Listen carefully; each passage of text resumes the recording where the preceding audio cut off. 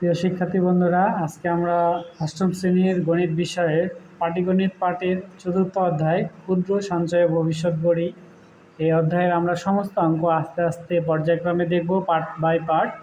আজকে আমরা প্রথম পার্টের অঙ্কগুলো করব, প্রথম তিনটা অনুশীলনীর অঙ্ক আমরা করব আজকে। প্রথম পার্টে 1, 2 এবং 3 অঙ্ক আমরা তোমাদের সমাধান করে দেখাবো।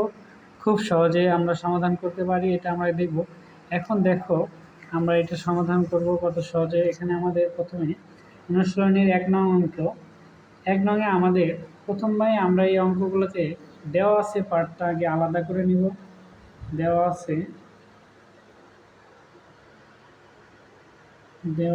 আছে তাহলে কি কি দেওয়া আছে আমরা একটু অঙ্কটাতে যাই, অঙ্কটা আমরা একটু দেখে নেব। দেখো, রইস 35,000 টাকা 3 বছরের জন্য ব্যাংকে জমা রাখলো। যেহেতু সে 3 বছরের জন্য জমা রাখছে, তাহলে 35,000 তার মূলধন। আমরা মূলধনকে প্রিন্সিপাল ইংরেজিতে এবং এর প্রকাশ পি দ্বারা প্রকাশ করি। আর 3 বছরের জন্য এটা সময়কে আমরা এন দ্বারা প্রকাশ করি। যদি সরল মুনাফার হার 7% হয়, তবে 3 বছর পরে রইসের কত টাকা মুনাফা পাবে। তাহলে আমাদের এখানে বলে দিচ্ছে মুনাফা নির্ণয় করতে হবে। তাহলে আমরা জানি সরল মুনাফার সূত্র। সরল মুনাফার সূত্র আমরা কি জানি, সকলে একটু বলার চেষ্টা করি। আই সমান PNR। তাহলে আমরা এই অঙ্কটা করি। আমাদের দেওয়া আছে কি, আমরা সর্বপ্রথম দেখলাম প্রিন্সিপাল অর্থাৎ মূলধন দেওয়া আছে পি। মূলধন কত দেওয়া আছে আমরা সকলে জানি, 35,000। এটা আমাদের মূলধন।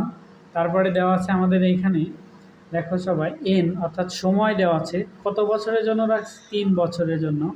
তারপরে আমাদের দেওয়া আছে এখানে আর অর্থাৎ মুনাফার হার, কত পার্সেন্ট হারে আমাদের মুনাফা দেবে। এখানে দেওয়া আছে দেখো 7%। তাহলে আমরা যেহেতু অঙ্ক করব, এটা আমাদের সাধারণ ভগ্নাংশে ভেঙে নিতে হবে। 7%কে যখন আমরা সাধারণ ভগ্নাংশে ভাঙবো, তাহলে পার্সেন্টেজ জানি আমরা 100। তাহলে 7কে 100 দ্বারা ভাগ করলে আমাদের আসে 0.07 অর্থাৎ 0.07। তাহলে আমাদের এখানে আমরা 3টা উপাদান আমরা পেয়ে গেছি। পি মূলধন, এন সময় এবং আর মুনাফার হার। কি হারে আমাদের ব্যাংক লাভ দেবে। তাহলে আমরা কি বের করব, আমাদের ব্যাংক 3 বছর পর আমাকে কত টাকা মুনাফা দেবে, সেটাকে আমরা বলি সরল মুনাফা আয় আমরা নির্ণয় করব। এই জন্য আমরা আয় ওয়ার্ড দিয়ে রাখি। তাহলে আমরা সূত্র কি জানি, আমরা লিখব, আমরা জানি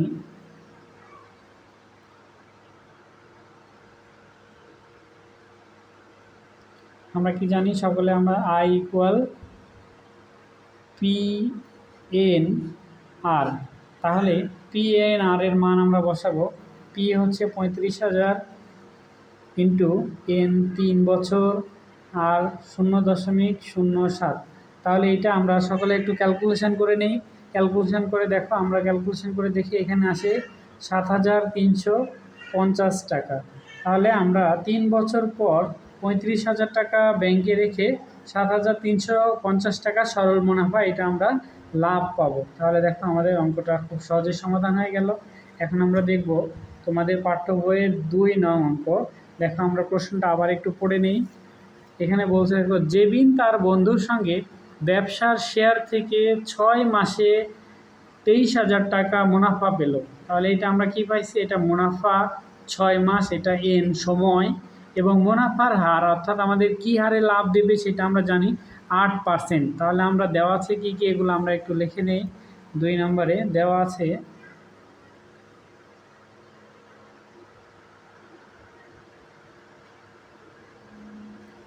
আছে, দেখো বন্ধুরা, আমাদের কি দেওয়া আছে এখানে, মুনাফা আমরা আয় দ্বারা প্রকাশ করি। আয় সমান আমাদের এখানে কত লাভ দিচ্ছে, দেখো 23,000 টাকা। আমরা জানি এন সময়, এন সমান 6 মাস। তাহলে আমরা যেহেতু এন সমান এটা বছরে একক ধরে করি, তাহলে আমাদের 6 মাসকে আমরা বছরে কনভার্ট করব বা বছরে ইয়ে করলে আমাদের আসবে 0.5। এটা হচ্ছে আমরা বছরে পার করলাম। তাহলে এখানে এখন আমাদের দেওয়া আছে মুনাফার হার, যেটাকে আমরা আর দ্বারা প্রকাশ করি। আর সমান দেওয়া আছে 8%। 8%কে আমরা যখন সাধারণ ভগ্নাংশে নেব 8/100, তাহলে এটাকে ক্যালকুলেশন করলে আসে 0.08। আমাদের এখানে বের করতে হবে মূলধন। তার মূলধন কত, অর্থাৎ পি এর মান ওয়ার্ড চিহ্ন দিয়ে রাখলে আমরা এটা বের করব।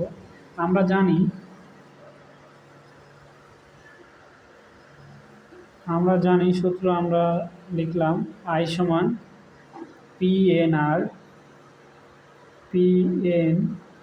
আর। তাহলে আমরা এখানে যেহেতু পি এর মান বের করব, তাহলে এই পাশে আমরা একটু লিখতে পারি বা পি এন আর সমান সমান আই।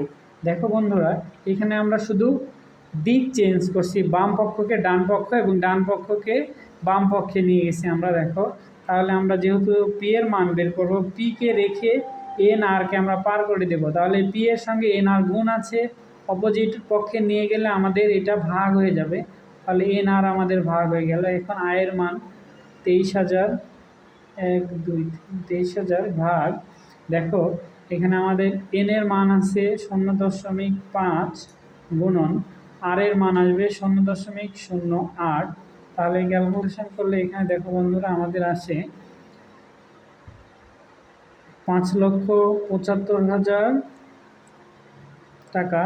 এটা হচ্ছে তার মূলধন, এটা আমাদের অ্যান্সার। দেখো কত সহজে আমরা একটা অঙ্ক সমাধান করে ফেললাম।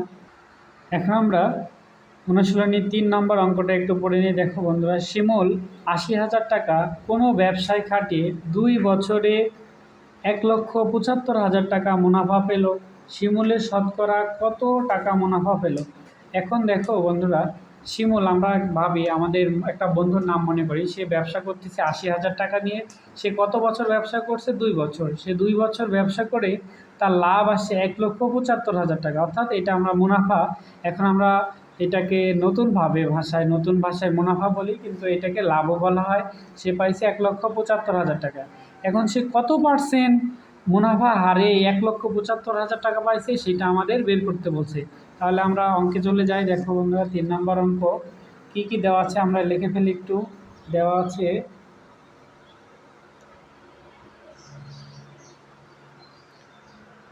আছে আমাদের, দেখো বন্ধুরা, এখানে মূলধন দেওয়া আছে পি এর মান দেওয়া আছে 80,000 টাকা।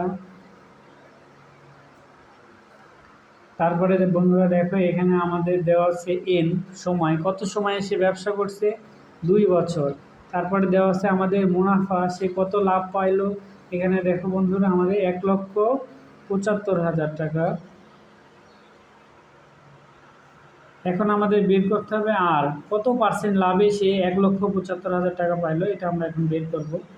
তাহলে আমরা সূত্র জানি, সেটা লিখবো। আমরা জানি এক সূত্র ব্যবহার করে আমরা এই অঙ্কগুলো করতে পারি। খুবই সোজা অঙ্ক, তোমরা সবাই বাসায় চেষ্টা করবা। আমরা জানি আই সমান পি এন আর।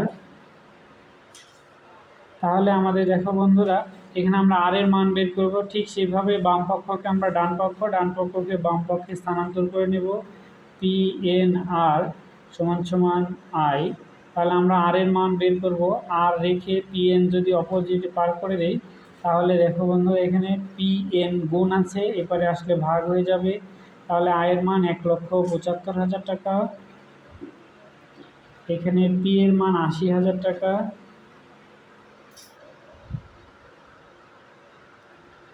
আর এখানে এন এর মান 2 বছর। তাহলে আমরা ক্যালকুলেশন করলে পাই 1.09। তাহলে দেখো বন্ধুরা, এটা যেহেতু আমাদের শতকরায় বের করব, তাই এটার সঙ্গে আমাদের 100 দ্বারা গুণ করতে হবে। তাহলে আমরা এখানে দেখো ক্যালকুলেশন করলে দেখতে পাই, এটাকে যেহেতু শতকরায় প্রকাশ করতে হবে, 100 দ্বারা আমরা গুণ করলে এখানে পাই 109%। তাহলে এটা আমাদের অ্যান্সার। আমরা এর পরবর্তী পার্টে দেখব 3, 4, 5 নং। সবাই ভালো থাকো, আল্লাহ হাফেজ।